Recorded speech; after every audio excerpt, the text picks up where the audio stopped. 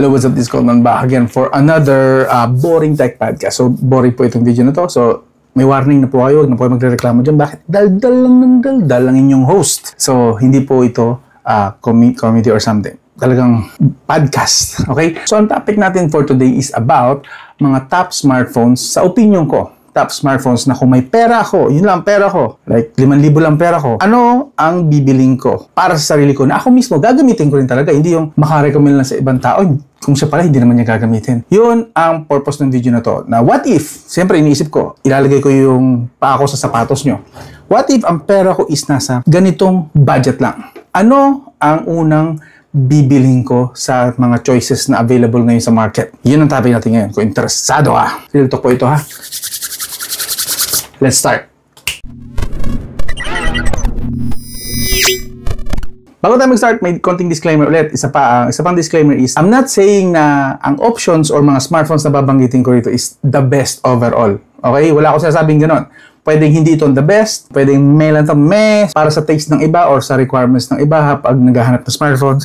Pero like I said, ito yung mga smartphones na kung ako mismo may pera na gano'n, yun lang bibiling ko. Sila lang ang pagpipilian ko. Malinaw ha? Kung wala dito yung mga smartphones na favorite nyo, okay lang po yun. Pwede nyo pong i-add na lang sa comment section, sabihin nyo na lang para ma-idea din yung iba. Hindi ko na kasi ito masyadong pinahaba yung listahan. Gusto ko kasi mas ma-narrow down nyo. Base sa opinion ko, again, personal opinion ko to at base sa mga na-test ko. Kasi nga, 90% ng mga babanggitin ko rito is na-review na rin sa channel na to. Okay? So, unang-una sa option na sasabihin ko rito is yung Smart ZTE Blade A75 5G. 5G smartphone po siya na nasa below 6,000 category. Actually, it's to be exact, 5,490 pesos or 5,500. Pero alam nyo ba, ito pang good news yan ha, alam nyo ba na kapag hindi yung smart version ang binili nyo, pag ang binili nyo is yung TNT version, yung token text version, iwan ko yung link. Iwan ko yung lahat ng babanggitin ko rito, ang link nasa video description or sa pinned comments. Alam nyo ba na yung TNT version niya, yung token text version niya is 4,999 lang. Same specs! Napalitan lang from Smart, naging TNT. And yes, mabibili siya sa mismong Lazada TNT official store, something like that. Again, link sa video description. Hanapin nyo na lang, okay? So, ano pa ang best? Bakit yun ang napili ko? Kung meron akong 5,500 pesos or 4,990 pesos, bakit yun ang bibiling ko? Unang-una, UFS 3.1 po. UFS 3.1 po ang storage niya. Yeah, absorb nyo. Saan kayo makakahanap na may UFS 3.1 below 6,000 pesos? May 4K resolution video recording po siya. Yes, sasabihin ng iba, 4K resolution, tapos 128 GB ang storage, non-expandable pa, turn off. Totoo yan. Yun ay kung ang 4K resolution niya is high bitrate. Low bitrate po ang kanyang 4K resolution video recording. It's like a budget version na 4K video recording. And guess what? Budget version nga lang talaga to. Kasi below 6,000 pesos, may ganun kang features. Hello! At maganda rin ang kanyang battery at GPS para sa mga tropa natin na riders. Very good po siya. Highly recommended. So yun. Yun ang talagang una kong bibilin kung meron akong 5,500 pesos. Again, itong list na to, tatlo lang naman to. Itong list na to is below 6,000 pesos. So sa pangalawa, napipiliin ko kung naubusan ako ng A75. Naubusan na ako nung Smart ZTE Blade na yan. Ang pangalawa kong pipiliin is yung ITEL P55 5G. Yes, available pa rin naman siya. Kaso, balita ko, nagkakaubusan siya lagi sa mall. So, yung pahirapan siya na matsyempoan daw sa mall. Pero meron ako nakita na available sa, pakita ko lang sa inyo saglit, meron siyang available dito sa mismong ITEL. As you can see, ITEL po yan. Yan. 5,309 pesos o below 6,000 like I said. Itong category nito ay below 6,000. So 5,300 pesos. Meron na po kayo mabibiling ITEL P55 5G. Again, official store po ito. Iwan ko ang link sa video description. Click na link. Kasi nagkakaubusan po talaga to. The best. At least isa sa mga 5G na smartphone na below 6,000 pesos. Again, not the best siguro to na option. Pero at least nandito yung mga kailangan ko at mga kailangan nyo rin. Possible. Okay? Itong ITEL P55 5G version. Okay, may 4G version po kasi huwag po kayo malilito. 5G version po ang tinutukoy ko rito ha. 5G version, 5,309. Meron kayong 128 GB na storage at 6 GB na RAM. Bakit ito napili ko na pangalawa? At hindi ito yung ginawang una kasi isang may 4K video recording at mas maganda yung design nun eh. Plus, mas maganda ang kanyang battery life compared dito sa ITEL P55, yung A75. So that's why, yun ang pinaka-best para sa akin. So pangalawa is ITEL P55. At pangatlo, finally, last. Konti lang po to, hindi ko po pahabain yung listahan para hindi na kayo malito at hindi na masyadong ano. So pangatlo sa list is the ITEL P65. Okay? Ito, tingnan natin sa screen. ITEL P65, ito. So 4 GB lang din po ang ang actual na RAM nito, okay, wag niyo pong aning gagamiting marketing. Wag po kayong magpapaniwala na ang 4GB or ang virtual RAM ay part ng real-time na performance. That's just like parking lot, ha. Hindi ko ini-advise sa inyo na bibili niyo yung smartphone dahil ang laki ng sinasabi nilang virtual RAM. Wag po kayong magpapautos sa ganun. Kasi bakit? Sinasampal lang yan o dinudukdok lang yan sa mukha ng mga customer, ng mga budget user. Bakit hindi yan ginagamit? Yung virtual RAM na yan, kung talagang totoong useful yan, bakit hindi yan ginagamit as marketing point sa mid-range at saka sa flagship smartphones? Dead man yan sa mid-range at flagship smartphones. Kasi, bilhin mo kung sa mid-range meron ka ng 8GB na RAM, tapos gagawin pa nilang 16GB na RAM. Eh di ba, ang laking, kung totoong useful talaga yung virtual RAM na yan. Bakit hindi siya ginagamit as marketing point sa mid-range and flagship? Bakit sa mga dukha lang nating mga kapwa users na dinudukduk yung virtual RAM na yan, ano? Kasi sa tingin na ng mga yan is nauuto kayo sa virtual RAM. So, dito tayo para sabihin sa inyo na huwag kayong nagpapapaniwala sa virtual RAM na yan, ha? Titingnan nyo lagi is yung physical RAM, okay? So, may 120Hz screen refresh rate ka na, at 4GB na RAM. At ganitong design, hindi na masama, o diba? Solid na yan para sa isang below 6,000 pesos. Ang price tag niya is 5,800 pesos. Okay ba? So, yun po yung tatlong pagpipilian ko. Again, kung ako ay may perang 6,000 pesos, ito yung tatlong to ang una kong pagpipilian. Hindi ko napapansinin muna yung iba. Okay? Kung sa tingin nyo mayroong mas better pa rito, sabihin nyo sa comment section. Pero ako mismo, kung ako may 6,000 pesos, itong bibiling ko. Itong tatlong to. Pagpipilian ko na lang yan. Okay? Hopefully, manarrow down o mas napaikli ko ngayon ang listahan nyo sa below 6,000 pesos na budget. Okay? Sunod na category. Below 10,000 pesos naman tayo. Okay? Sa below 10,000 pesos, ito naman po ang gusto kong i-recommend sa inyo. Nubia Neo 2 5G. Okay? So, actually, hindi siya below 10,000 dito. Nung kahapon kasi, chinik ko ito, nasa 9,992 eh. But anyway, kung gagamitan nyo ito ng voucher sa 11/11 sale, I'm sure mapapababa nyo ito ng 9,000 to 8,000 pesos. So, hopefully, makahanap kayo ng voucher. And pag meron ako nahagilap na voucher, ipipin ko sa comment section, hanapin nyo para maging below 10,000 pesos siya. Pero kahapon kasi nung ginawa ko itong list na to, 9,990 yan. Napapaya naman tuloy ako. But anyway, again, at least nasa 10,000 pa rin tayo. Sensya na, pabago-bago ang price eh. Pero pasok pa rin yan. Unang-una kong ilalagay sa listahan ko yan. Kasi unang-una, meron siyang mga few gaming features na which is magugustuhan natin. Meron siyang trigger sa gilid na touch trigger which is nakakadagdag din yung kahit paano ng pipindutin. Ano niya, gaming capabilities. And yung itsura niya actually pang gaming din. Not to mention na yung kanyang chipset, hindi nga lang optimized, yes, nandun na tayo, given na yun. Pero pag na-optimize pa ito or something, I don't know, maybe in the future, during software updates, kasi future pa yun, hindi natin naasahan yun. But yun nga, mas malakas po kasi ito, ang chipset niya supposedly sa G99, Helio G99. The problem is, optimized kasi si Helio G99. So, ang dami niya ng tweaks. Samantalang si Unisoc T820 na chipset ni Nubia Neo 2 5G is ito lang yata ang gumamit ng chipset na to, itong smartphone na to. So that is why yung optimization niya masyadong limited. Pero like I said, again, mas mataas po supposedly dapat ang performance nito sa Helio G99. Okay? Not to mention na 5G na rin po itong chipset na ito. So itong smartphone na to is 5G na rin. Okay? And nasa kanya rin yung mga features na 120Hz screen refresh rate, Full HD, ito pa 6,000 mAh na battery. Saan ka pa? 65 watts, quick charger pa oh. So, ito yung number 1 ko sa 10,000 pesos. Hindi ko siya tatawagin below 10,000 pesos kasi ito umakyat na siya. So, sa 10,000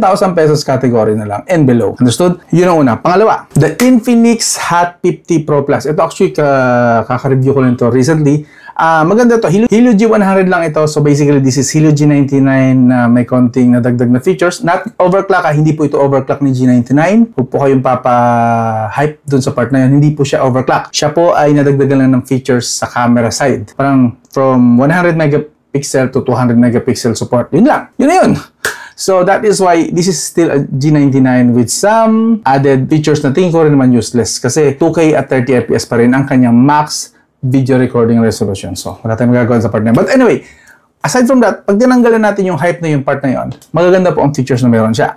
Meron po siyang curved display, napakagandang design. Flagship design para sa tingin ko, sa taste ko, flagship design. AMOLED na rin siya. 120Hz screen refresh rate. At nung tinest ko siya sa gaming, not bad siya sa, although lowest setting siya sa Call of Duty Warzone, kinaya po niya. Ayan, makikita niyo sa screen, kinaya po niya ang Warzone sa lowest settings at hindi po siya bumagsak ng 20 FPS or nag-frame drops. No, hindi. Very good po siya at least sa test ko. Okay, so that is why masasabi ko na goods na rin ito.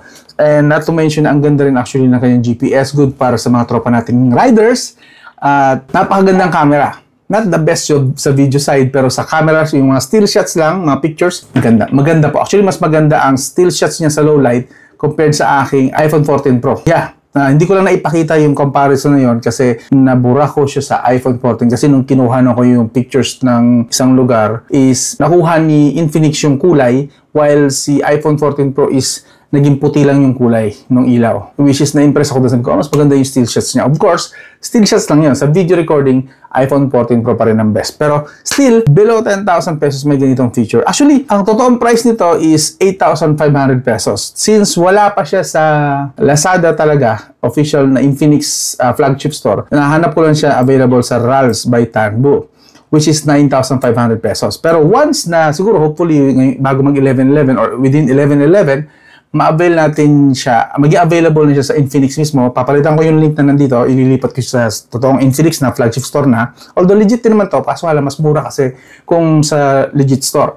Babalik siya sa 8,500 pesos. And kapag ka nagamitan nyo pa ng 11/11 na voucher, baka makuha nyo pa ng mga 7,000 maybe. I don't know. Pero pasok po siya.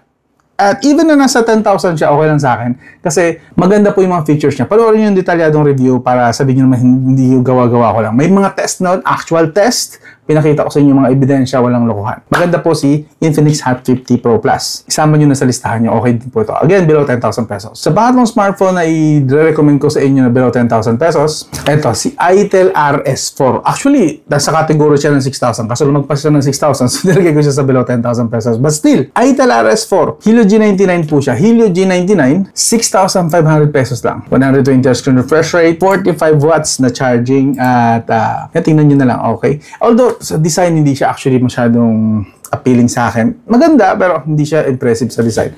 Still, yung mga features na meron siya para sa 6,500 pesos, not bad. Ba't nga ba nasa below 10,000 ito? Ito kasi ang original price niya dapat, 9,000. But anyway, 6,500 pesos nandito. Yeah. So, yun. Yun yung pangatlo. Pang-apat na smartphone. So, itong last na to, below 10,000 pesos is si Poco M6 Pro. Okay, Helio G99 din po siya, yes. Pero like I said, ang Helio G99 this year is sobrang optimized. Kaya niya pwede na natin siya i-consider as budget gaming phone. Andun yung word ng budget, ha? Hindi ko sinasabing hardcore gaming phone, ha? This is budget gaming phone. So, pasok po siya doon. Ito po yung specs niya base sa nung ginawan ko siya ng full review, ha? HyperOS. So, alam ko HyperOS na yata yung pinaka-latest niya nga. Helio G99. UFS 2.2 na po ito. 8GB, 256GB storage yung kanyang base. Full HD AMOLED, Fluid AMOLED yata to, o Flow AMOLED with 120 Hz screen refresh rate. But this is below 10,000 pesos, 9,499, nakikita natin. And sa 11/11, babagsak daw siya sa 8,800 na lang, as you can see. You know, tapos meron siya, ito maganda, 1,300 nits. Below 10,000 pesos, pang flagship yung kanyang brightness. Corning Gorilla Glass 5 with OIS yung main camera niya sa rear camera. Again, may review po ako nito. Kaya may ganito kasi may review ako sa kanya. 67 watts na rin yung kanyang charger at under display fingerprint with IP54 dust and splash resistant. So, saan ka pa? Okay na okay din po ito. Yan po ang pinaka-last na kasali sa 10,000 pesos and below category. Okay? Poco M6 Pro. Again, yung link dito iwan ko sa video description. Okay? So, lipat naman tayo sa category na around 15K. Not below 15K, basta around 15K naglalaro sa 15K. So, pwedeng mas mataas ng konti sa 15K, pwedeng mas mababa ng konti sa 15K. Basta around 15K yung category. Okay? Pero pinagsama ko na dito ang 11,000 to 19,000 pesos. Understood? So, kung ako may pera ng around 15K, ano ang unang bibiling ko? Unang bibiling ko po is yung ginagamit ko actually. Pero ngayon pahinga siya. Pero hindi ko siya ibebenta kasi gustong-gusto ko siya. The Nothing Phone 2A. Tandaan nyo yung puting phone na ginagamit ko. Yeah, that's Nothing Phone 2A. And sa kanya ko lang po naranasan yung napagandang battery optimization na hindi na peperwisyo yung notification. Hindi na di-delay. Unlike sa iQOO, yes, si iQOO nagagawa niya po yun. Sa iQOO ko kasi nakita yung ganong level ng optimization sa battery. Ganong level. Kay iQOO ko nakuha yun. Kaso nga lang, may kapalit kay iQOO. Delay yung mga notifications. Okay? There was this a couple of times na sinusubok kong tawagan kasi nga binigay ko siya sa yung isang iQOO na actually dalawa na pala. Dalawang iQOO na ginagamit dito. Same issue. So that is why sabi ko, ganito talaga ang problem ni Aiko. Na tinatawagan ko, once na hindi na niya ginamit yung phone na more than 30 minutes kasi nagluto siya, naglaba. Pag tinatawagan ko, hindi na siya makontak kasi talagang ino-optimize masyado ni Aiko yung mga apps, nakasleep lahat, wala akong makontak, walang dumarating na notification sa kanya. Until nabubuksan niya ulit yung phone, saka palang papasukan lahat ng mga notifications. So, yun ang kina-turn offan ko. Ang ganda sana ng battery optimization kasi palpak sa notification. So, kay Nothing OS, nakuha niyo yung balance na yon. Nothing OS. So, Nothing Phone 2a, very good sa akin. Although, yes, hindi perfect yung operating system nila at lalong hindi perfect yung phone. Pero lahat ng mga importanteng kailangan ng isang user, battery, Google Maps para sa mga tropa nating riders, nagda-drive, naglo-long ride, very good. Camera, decent. Not the best. Aminado ako doon. Pero 4K at 30 FPS at decent yung mga still shots. Pwede na sa akin. So, Nothing Phone 2a, very good sa akin. Okay? So, number 1 siya na option. Kung meron akong around 15K na pera, the Nothing Phone 2a agad ang unang ilalagay ko sa listahan ko. Okay? Actually, to be exact, ang price niya is 18,990. Iwan ko yung link sa video description or ipipin ko sa comment section. Hanapin nyo na lang, okay? Next is the Samsung A55 5G. Bakit hindi ito yung una? Kasi mas maganda ang camera nito. Naintindihan ko yun. Kaso nga lang, ilang taon na akong Samsung user, wala akong tiwala sa mga updates nila. Medyo nabahira na kasi ng bad experience yung updates nila sa akin, yung software updates nila. As a matter of fact, itong gamit natin pang record ng video is a Samsung. Meron akong Samsung Flip dyan, meron akong yung Samsung S21, S20, yun. May mga pangit akong experiences. So that is why nilagay ko lang siya sa second place para sa akin. Mas pipiliin ko pa rin si Nothing Phone 2a kasi si Nothing Phone 2a is everyday stable, maganda experience. Kay Samsung, may mga times na negative, mostly dala ng mga updates nila. And recently, nagkaroon pa nga yan, talamak na green line issues. That is why ilalagay ko lang siya sa pangalawang option ko. Si Samsung A55 5G. Kung naghahanap po kayo ng magandang camera sa below 20K category or around 15K category, 18,990 halos ka presyo din ng Nothing Phone 2a. Samsung A55 5G talaga. Okay? Solid na po yan, isa sa mga maasahan at reliable na options below 20K or around 15K na category. Pangatlong option is the Poco X6 Pro. Ito naman kung gusto mo talaga ng performance. Kasi yung unang binanggit ko dalawa, more on stability camera lang yung dalawa eh. But this one, kung naghahanap kayo ng performance level, gaming talaga, the Poco X6 Pro talaga, yun ang isang pipiliin ko. Kung magiging priority ko ang gaming at hindi ibang bagay, Poco X6 Pro talaga. So ako may pera na around 15K. Actually, ang price nito is 15,499. Pakita ko sa inyo saglit. Tama, 15,499. This is from Poco mismo na flagship store. Kita nyo naman. Ito ang pipiliin ko at ito ang i-recommend ko sa inyo kasi Dimensity 8300 po ito. Malakas po ito and kung napanood nyo yung detalyadong review ko nito, talagang may impress kayo sa kanyang kayang bigay na performance. Not to mention ang mga camera and other stuff. Very good po. Poco X6 Pro 5G version. I-recommend ko sa inyo kung gusto niyo ng gaming around 15K na budget. Okay? Next is si Poco F6. Okay? Poco F6 naman is very nice naman both gaming din and camera. Pero mostly sa gaming din ito eh. Why ito ay pang-apat at hindi pangatlo? Bakit mas maganda si Poco X6 Pro? Unang-una sa pricing. Sa price kasi ng Poco F6 ay 18,500 pesos. Yeah, compare sa Poco X6 na 15,000. So, 3,000 din po na difference po kasi yan. And although, masasabi ko na in a way, parang hindi naman sila nagkakalaya. Although, I believe mas malakas ng konti si Poco F6 given na yun. Pero, yun nga, although hindi nagsisit sa akin na maganda yung overclock version ni Qualcomm Snapdragon 8s Gen 3, still, hindi ko masasabing basura yung performance ito. Very good actually ang performance ng Poco F6, the non-Pro version na, F6 lang, okay na siya. Okay, pero kung papipiliin ako sa dalawa, una kong pipiliin si Poco X6 Pro, then saka pa lang si Poco F6. Alright? Very good na rin po ito in a way. Next sa list ko is si CMF Nothing Phone 1 or CMF Phone 1. Ito yan. Nasa 15,500 pesos lang din siya. Although hindi ito gaming performer, no? Hindi po. Okay po ang camera nito. Hindi na nagkakalayo sa camera ni Nothing Phone 2a. Pero meron po kasi siyang kakaiba. Like yung customization po niya. Kung nakita nyo na yung video ko nito, very good po ito sa mga taong madaling magsawa sa kanilang mga phones, sa kulay ng kanilang phones. Pwede po kayo mag-customize, palit-palitan yung kanyang likod. And very cute siya actually. Pasok siya sa mga teenager, I believe, na mga users. And yun nga, nasa kanya rin yung stability na naranasan ko sa Nothing Phone 2a. Software-based, software-wise, Very good po yung kanyang software. So, ang kunat din ng battery. Very good na rin para sa social media. Yung mga shots niya sa kanyang camera. Very good na rin po. Hindi na rin po kayo lugi dito sa kay CMF Phone 1. Again, sa 15,500 pesos. Peace of mind lang. Para sa akin, at least, so far na nagagamit ko siya. Hanggang ngayon, dito pa po ang CMF Phone 1 sa family member ginagamit. Isa ito sa mga pagbibigay sa akin ng, at least sa ngayon, I'm not sure kung sa future magkakalat ng developer nila. But right now, ang ganda po ng kanilang software support. Stable lang OS, CMF Phone 1, kasama talaga sa listahan ko. Yeah. And then lipat tayo sa Infinix GT20 Pro. Yes! Nandito po sa listahan na to dahil kung gusto nyo lang naman ng purong gaming, okay? Itsura pa lang, obviously. Yan yan design na yan. It screams gaming talaga. Tapos meron po siyang Dimensity 8200. Hindi ko na babanggitin yung Ultimate kasi hindi naman talaga totoo yung Ultimate na yan. Dimensity 8200 lang. Kahit yan na lang hindi na kailangan dagdagan ng Ultimate. Solid na rin naman po yan. Solid performer ang Dimensity 8200. Base sa list ko dito, meron siyang 2 years OS update. So, ibig sabihin hanggang Android 16 siya. And meron siyang AMOLED na Full HD+, 144Hz screen refresh rate. Ang taas na screen refresh rate niya. 1,300 nits, flagship level na brightness, OIS sa main camera, 2K resolution sa front camera, 4K 60 sa rear camera, JBL stereo speakers, ang ganda po ng speakers ito actually, Wi-Fi 6 support na rin, Wi-Fi 6, so solid kung ang router nyo ay Wi-Fi 6 support at mahigit 100 Mbps, mapapakinabangan nyo talaga ang speed na ito.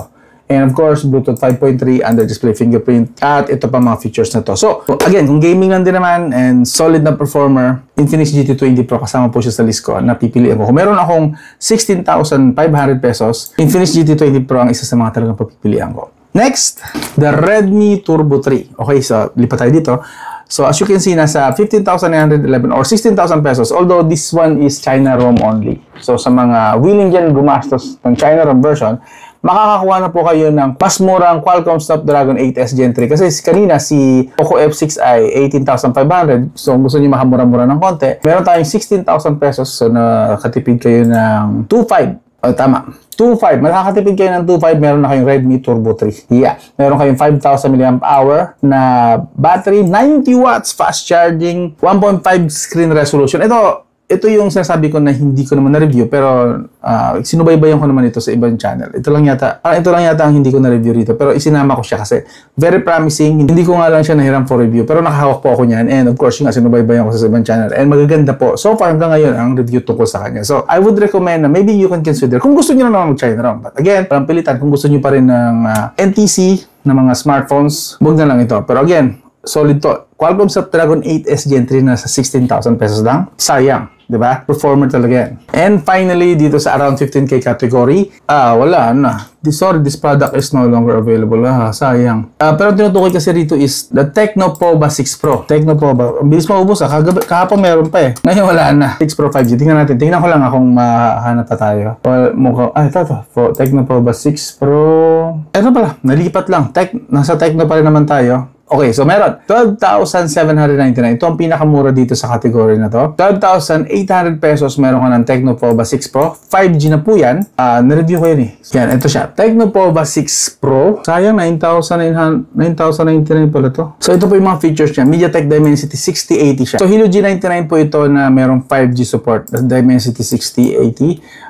Medyo mas mataas ng konti ang kanyang clock speed sa 2.4 GHz. AMOLED na rin, 1,300 nits, 120 Hz screen refresh rate. Ito malupit, 6,000 mAh na battery at 70 watts charging. Ilagay na natin siya sa budget gaming phone, pero although nasa 12,000 ang kanyang price tag, at least nandito yung mga importanteng mga features na gusto nyo mahanap sa isang smartphone. Na category ay below 15K, not bad. So again, Tecno Pova 6 Pro, this 2024, pasok pa rin siya sa isa sa mga pagpipilian ko. Kung meron akong 12,800 pesos, isa ito sa mga pagpipilian ko, nabibiling ko, nagagamitin ko talaga. Okay? Yan, lipat na tayo sa mga special mentions. Special mentions lang po ito kasi hindi talaga ako fan ng smartphone na masyado nang mataas sa 20K. Pero magbabanggit pa rin tayo. Ito yung mga options ko sa above 20,000 pesos. Special mention lang po ito. Okay? Kung ako ay may 20,000 pesos, ito ang mga pagpipilian ko. Unang-una, the Nothing Phone 2a Plus. Actually, ginagamit ko siya ngayon. See? Yes. So, abangan nyo yung full review nito na na-release ko na yung first impression, pero kung gusto niyo yung detalyadong review, yung full review, abangan niyo na lang. Malapit ko na po i-release medyo natagalan na kasi may mga inuna lang ako ibang smartphone. But this one, ginagamit ko, daily driver ko rin talaga. Ito muna ang hawak-hawak ko instead ng Native Phone 2a. This is the Native Phone 2a Plus. So, ito special mention, why ang ganda po ng battery. Mas solid na camera compared do sa Native Phone 2a. The rest, very useful po siya pang social media, maps, Google Maps. Ang ganda, maaasahan po ito talaga. Pag liliko talaga. So, solid. So, meron na kayong preview kung ano sasabihin ko sa detalyadong review. But, like I said, I can recommend this. Confident po ako na okay po ito na magagamit nyo talaga. Sa price tag niya na, pakita ko sa inyo, nasa 25,000 pesos ito. Again, ang category po nito is above 20,000 ha. So, yan, 25,000 pesos, Native Phone 2a Plus. Yes. And then another special mention then again, sa above 20,000 pesos is si Vivo V40. This one, hindi ko po siya na-feature sa channel at wala rin naman akong balak na i-feature kasi wala akong mahanap na mahihiraman ngayon or mabibili. At kung bibili naman, hindi rin timing kasi may mga smartphone pa ako dito at gadget na kailangan ko pang i-dispatch siya. So, hindi siya pasok sa budget para bilhin ko. But, sinusubaybayan ko to. Actually, I believe na feature na to nila Pinoy Tech Dad. And maganda rin naman ang kanilang mga reviews tungkol dito. That is why, in a way, confident ako na i-recommend sa inyo. Again, sa special mention lang ito na above 20K. Why? Kasi meron na po siyang Qualcomm Snapdragon 7 Gen 3. Actually, maganda po ang experience ko 7 Gen 3. Hindi na to kulelat itong si Qualcomm Snapdragon 7 Gen 3. 5,500 mAh battery, 80 watts. Tapos, yung camera actually ang pinaka-selling point ito base sa mga reviews na napanood ko. So, Vivo V40, you can consider that. Okay? Bibigyan ko siya ng thumbs up, pero yung thumbs up na yun is more on pakikichismis ko lang. Hindi ko siya actually nahawakan. Okay? Transparent tayo dyan sa part na yan. Understood? Ang pinaka-last na i-recommend ko sa above 20K is the Poco F6 Pro. This one, na-review ko to. Ang ayaw ko lang dito is, kung napanood nyo yung detalyadong review, yung brightness niya hindi totoong 3,000 nits yata, something like that. Yeah, I believe nasa below 1,000 pa nga yung kanyang nits. Yun lang. Pero the rest na mga features niya, most likely, alam ko, approved siya sa akin. Panoorin niyo yung detalyadong review kasi hindi na masyadong accurate yung memory ko. But if you watch it, maintindihan niyo kung bakit i-recommend ko pa rin siya sa price tag niya na 24,000 pesos. Meron na po siyang Qualcomm. Take note, Qualcomm Snapdragon 8 Gen 2. That's a gaming chipset, flagship chipset last year. 120 watts hypercharge, WQHD+, that's 4K resolution o 2K resolution. 2K resolution niya, tama. Yeah, 2K resolution niya, ayan, nakasulat pala rito. 2K resolution siya. May OIS and EIS na siya sa camera. Kaso nag-work na lang siya sa 1080p at 30fps. Supportan niya hanggang 8K at 24fps sa rear camera niya. And yun, 120 watts wired charging, Quick Charge 3 Plus, and Power Delivery 3.0. Gaming and performance, pasok po rito sa Poco F6 Pro. That is why sinali natin siya sa special mention. So yun lang po. Yan po ang mga kaya ko i-recommend sa inyo. 90% ng nandyan again is nireview ko kaya alam ko and confident ako na good silang i-recommend. Okay? Iwan ko yung lahat ng link dyan sa video description. Kayo nang bahalang mamili ng para sa inyo. Kung alin dyan ang category ng budget nyo, doon na kayo mag-focus. Okay? Tatry ko lagyan ng mga timestamp para jump na kayo. Kung 6,000 lang budget nyo, ito timestamp, dyan ka lang manood. Kung 10,000 pesos ang budget mo, ito timestamp, dyan ka manood. And 15K, and so on and so forth. Ganun na lang. So yun, like I said, boring tech podcast. I'm sure na boring ang iba sa inyo dyan. Nanood pa rin. Kahit na boring, nag-warning na ako. So, umpisa, nanood pa rin. Tapos ngayon, magre-reklamo. Bahala kayo. Basta yun na po. Kung nagustuhan nyo yung ganitong style ng video, may makagusto pa rin po sa ganitong style ng video. If ever man, don't forget to subscribe, like, and share. Hanggang doon lang. This is Scott Man. This was Boring Tech Podcast. I'll talk to you again soon.